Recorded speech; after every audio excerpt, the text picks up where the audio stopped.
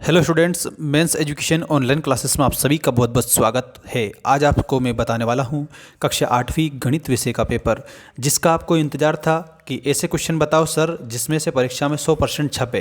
तो दोस्तों, आपके लिए मैं लेकर आ चुका हूं ऐसे क्वेश्चन जिसकी आपको सबसे ज़्यादा ज़रूरत है।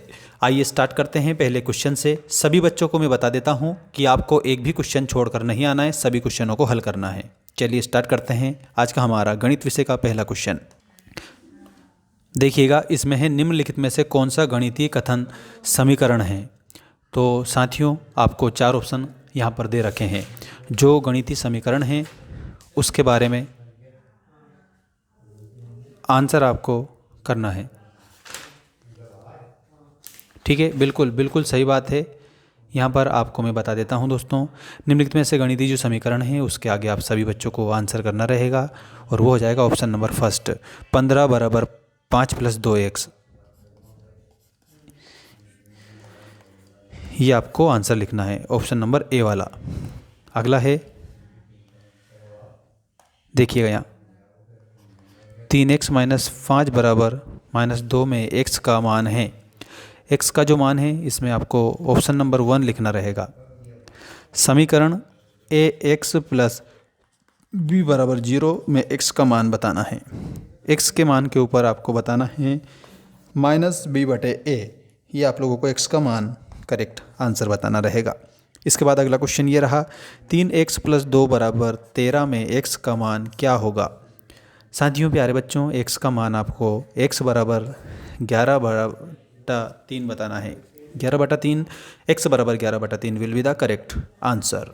चलिए अब मैं आपको बताता हूँ आपका अगला क्वेश्चन। क्वेश्चन नंबर है आपका 5। इसमें दिया है 2x - 3 बराबर 7 का हल है। साथियों, इसमें आपको हल के रूप में ऑप्शन नंबर सी पर जाना रहेगा, x बराबर 5। ठीक है, नेक्स्ट क्वेश्चन है, एक चर वाले रैखिक समीकरण के हल होते हैं। तो एक चर वाले जो रैखिक समीकरण होता है ना, उसके हल आप लोगों को आंसर बताना है। केवल एक हल होता है उसका। ठीक है, ये आपका केवल एक हल सही उत्तर हो जाएगा। इसके बाद में नेक्स्ट जो क्वेश्चन है दोस्तों, वो आप देख सकते हो। ये रहा आपका नेक्स्ट क्वेश्चन। एक चर वाला रैखिक समीकरण है। इनमें से एक चर वाला जो रैखिक समीकरण है वो मैं आप लोगों को सभी बच्चों को बता रहा हूँ, जो कि 2x + 3 बराबर 0।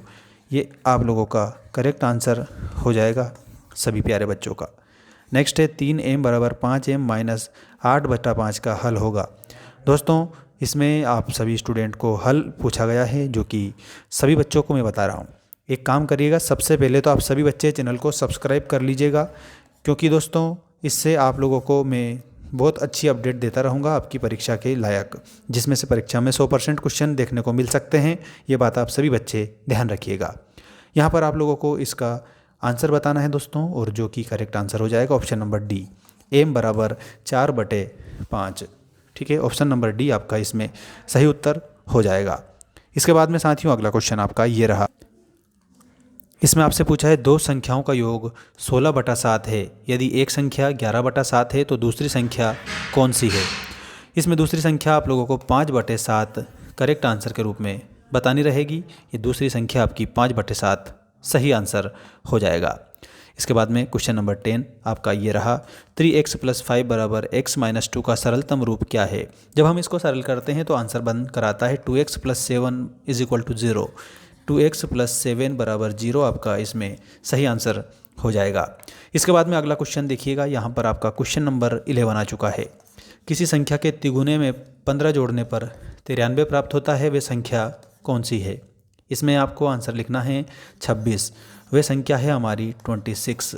ठीक है, 26 will be the correct answer. 26 आप सभी बच्चे इसमें आंसर लिख देंगे।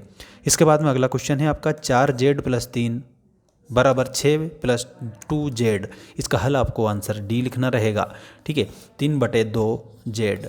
ठीक है, ये आप लोगों को सही आंसर के रूप में लिखना रहेगा। अब आप जोड़ी देख लीजिए, रिक्त स्थान की पूर्ति देखें पहले। ठीक है, उसके बाद में आपको मैं एक और बहुत बेहतरीन अपडेट देने वाला हूँ दोस्तों। देखिएगा, एक चर वाले रैखिक समीकरण में प्रयुक्त चर की अधिकतम घात होती है। तो दोस्तों, चर की अधिकतम घात 1 होती है। इसमें आप सभी को 1 लिखना है। एक समीकरण में बाएं पक्ष के व्यंजक का मान दाएं पक्ष के व्यंजक के मान के कैसे होता है, बराबर होता है। इसमें आपको आंसर में बराबर लिखना है। समीकरण 3x बराबर 2x प्लस 18 में x का मान है, तो x का मान आपको 18 बताना है। एक समीकरण के दो बीजी व्यंजकों के मानों में होती है तो समता होती है, इसमें खाली स्थान में आपको समता लिखना होगा, समता। अब आप स्क्रीनशॉट ले सकते हैं सभी प्यारे प्यारे नन्हे मुन्ने बच्चे। चलिएगा अब मैं आपको बता रहा हूँ, किसी समीकरण में चर का कोई मान होती है, तो चर का कोई मान दोस्तों संख्या होती है, इसमें आपको संख्या लिखना रहेगा करेक्ट उत्तर के रूप में, ठीक है। और आप लोगों के हर पेपर की अपडेट मैं यहाँ पर आपको देने वाला हूँ। आप हमारा ऐप डाउनलोड कर लीजिएगा और मुझे इंस्टाग्राम पर ज़रूर फॉलो करना, इंस्टा की लिंक मैंने इस डिस्क्रिप्शन में डाल रखी है। चलिए अब आपको मैं अगली वीडियो मिलता हूँ।